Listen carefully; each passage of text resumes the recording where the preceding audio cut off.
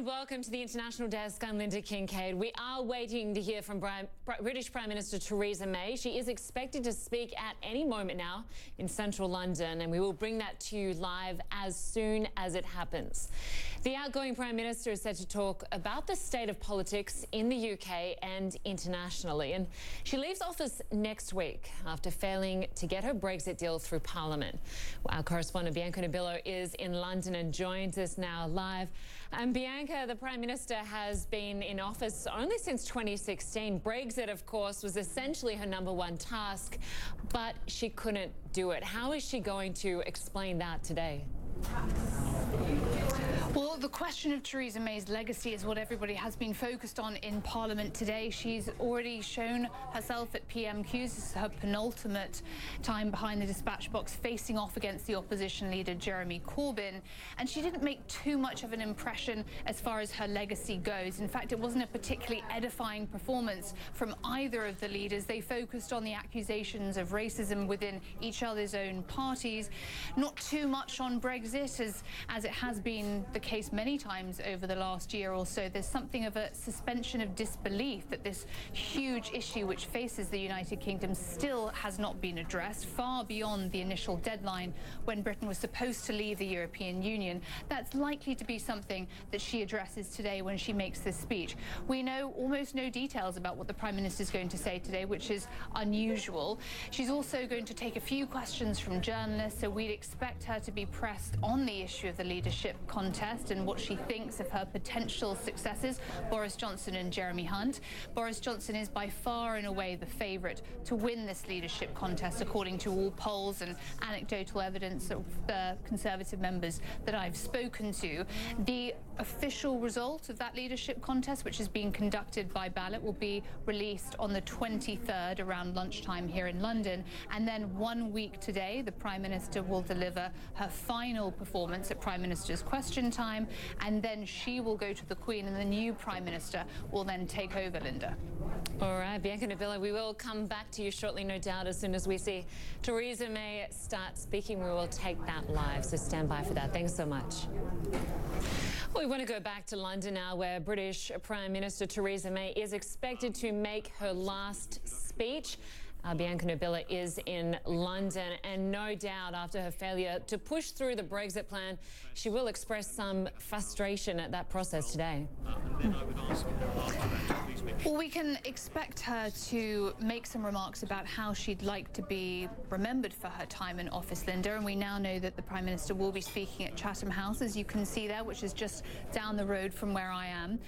When Theresa May took over as Prime Minister back in 2016 after David Cameron resigned, she promised to tackle the burning injustices present in British society. There was also a fair amount of optimism within the Conservative Party and to some extent in the country at large about her premiership and what that might mean. A new type of conservatism, perhaps, a red Toryism, as it was referred to by some in the United Kingdom. However, soon Brexit eclipsed her premiership, especially when she called the election in 2017 in an attempt to try and get a mandate for herself so that she could go back to Brussels with a stronger hand to conduct the Brexit negotiations. But that failed horribly, Linda, and she slashed her double-digit poll lead and ended up in a hung parliament, and that has plagued her ever since. So it will be interesting to see how the Prime Minister wishes to frame her time in office. I'd imagine she'll focus on the need for compromise and how she tried to achieve that. She will talk about how that's important for her successor.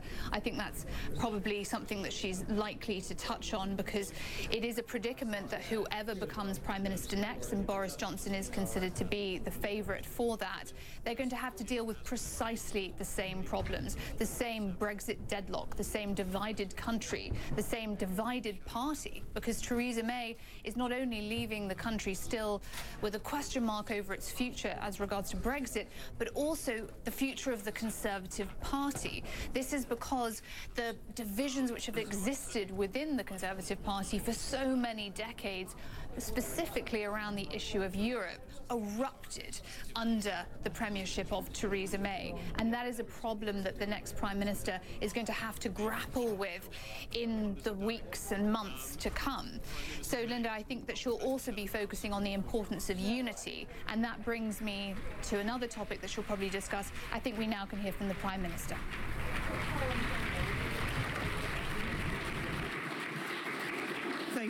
Thank you very much, Robin, and it's very good to be here at Chatham House today.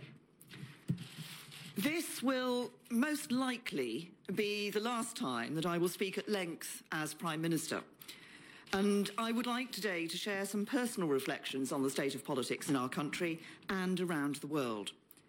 Now, I've lived politics for half a century, from stuffing envelopes to my local party in my school years to serving as a local councillor, fighting a by-election, winning a seat, serving for 12 years on the opposition front bench, and for 9 years in the Cabinet, as you've just heard, as Home Secretary and Prime Minister. Throughout that time, in every job I've done, I've been inspired by the enormous potential that working in politics and taking part in public life holds. The potential to serve your country, to improve people's lives, and in however big or small a way, to make the world a better place. Looking at our own country and the world of which we form a part, and there's a great deal to feel optimistic about. Globally, over the last 30 years, extreme poverty and child mortality have both been halved. Hundreds of millions of people are today living longer, happier and healthier lives than their grandparents could even have dreamed of. As a world, we have never cared more deeply about the ecology of our planet's environment. From treating the Earth as a collection of resources to be plundered, we have, within a generation, come to understand its fragile diversity and taken concerted action to conserve it. The UK is leading the way in that effort with our commitment to net zero emissions. Social attitudes in our country and many other Western countries have transformed in recent decades. There are more women in senior positions today than at any time in history. When I was born, it was a crime to be a gay man, legal to discriminate on the basis of sex or race, and casual bigotry was a socially acceptable fact of daily life. All that has changed, and greatly for the better. There remains a long, long way to go to achieve what we should rightly seek: an economy, a society and a world that truly works for all of its people, where everyone has the security of a safe home and enough to eat, the opportunity to get a good education and a satisfying job to support their family, and the freedom of thought, speech and action to do and be everything their talents and hard work fit them for. The generation of young people growing up today in the UK and around the world have it within their grasp to achieve more in the decades ahead than we today can imagine. They will have the chance to harness the great drivers of change in the world today, from artificial intelligence and the data economy, cleaner forms of energy and more efficient modes of transport, to the technological and medical advances that will extend and improve our quality of life. The 21st century has the potential to be a pivotal point in human history, when economic, social and technological progress reach a combined apogee with the benefits multiplied and with everyone enjoying a share. It will not come about without effort. We will all have to work hard, individually and collectively, to reach that better future. Crucially, the full power and potential of a small but strong and strategic state must be brought to bear in that effort, establishing and maintaining the legal and economic structures that allow a regulated free market to flourish, coordinating its own interventions to maximum effect, supporting science and innovation, supplying crucial public services and infrastructure, leading and responding to social progress. At our best, that has been the story of the democratic century that we celebrated last year when we marked the first votes for women and working men in 1918. It has been democratic politics, an open market economy, and the enduring values of free speech, the rule of law, and a system of government founded on the concept of inviolable human rights that has provided the nexus of that progress in the past. And a healthy body politic will be essential to consolidating and extending that progress in the future. It is on that score that today we do have grounds for serious concern. Both domestically and internationally, in substance and in tone, I'm worried about the state of politics. That worry stems from a conviction that the values on which all of our successes have been founded cannot be taken for granted. Thank you. British Prime Minister Theresa May there speaking in what's expected to be her last speech as she prepares to leave office. Now, she said she's worried about the state of politics both at home and abroad, saying that centuries of sacrifice and values cannot be taken for granted. And having been unable to deliver on Brexit, she also spoke about the inability to compromise, how she says it's, quote, leading us the wrong way. Now, our Bianca Nobillo is in London.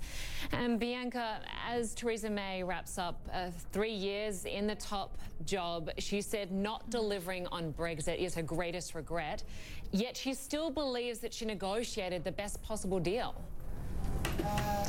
The Prime Minister said that she was deeply disappointed that she wasn't able to deliver Brexit, and she reiterated today that she even put her job on the line in order to try and achieve it. She said, I thought I would get the votes if I did put my job on the line, but I didn't. And of course, she's referring to the fact that her deal was defeated initially by this historic margin of 230 votes, then again by votes in the hundreds, and then finally by 58 votes. So she was just lamenting the fact that despite putting her job on the line, it wasn't enough to get her deal as far as it needed to go. Now, on the issue of Brexit, she felt that, well, she expressed that the best thing for the country was simply to get Brexit done. She wouldn't be drawn on the topical issues of President Trump and his recent remarks and her likely successor, Boris Johnson. She did speak a lot, though, as you referenced, Linda, about not being complacent about the values and the established liberal order globally. She said she had deep concerns about the state of politics, both domestically and around the world, though she only mentioned Putin by name when she was referring to leaders that she thought were a threat to that order. It's hard not to see a lot of her words about the dangers of rancor, badly chosen words leading to deeds through the prism of President Trump and what he's been saying in recent days. But she would not address that specifically when she was asked by an audience member about how she would advise whoever succeeds her to deal with the Trump administration and the White House. She underscored the importance of that special relationship, saying that it doesn't matter who is in the office of president or prime minister, that remains the strongest defense and security partnership that the United Kingdom has. It's clear also, Linda, that she was trying to underscore, as far as her own legacy is concerned, that she has tried to champion the environment. So she was saying, some of her critics might say that she hasn't done enough, but she was saying that Britain is on track to meet some of its environmental targets. She also underscored how she felt as the second female prime minister that was an important step as well for women's role in politics. But overall, Linda, it was a speech which was fairly consistent with Theresa May's premiership. It wasn't electric, it was fairly measured. She struck this tone throughout of, she asked at the very beginning, people have asked her the question, are you a conviction politician or a pragmatist? And she said it doesn't need to be one or the other. And the one quote which she singled out, Linda, and I think this does sum it all up, she quoted Dwight D. Eisenhower, and she referenced a quote which said something along the lines of, the middle ground is all the surface available. The extremes of the right and the left are in the gutters. So that was her position. She was championing the cause of moderation and a politics of the middle ground. All right, Bianca Nobillo, we'll have to leave it there for now. Good to have you with us as we listened there to Theresa May on what is expected to be her last speech before she leaves office. Thanks so much. We have some more breaking news just into us. The U.S. federal court has sentenced former Mexican drug lord Joaquin El Chapo Guzman to life in prison plus 30 years. The one-time Sinaloa cartel leader was convicted of drug trafficking and weapons offenses. El Chapo, whom witnesses have accused of torturing his enemies while he headed that cartel, spoke at his sentencing a short time ago, saying he has suffered inhumane conditions while in jail.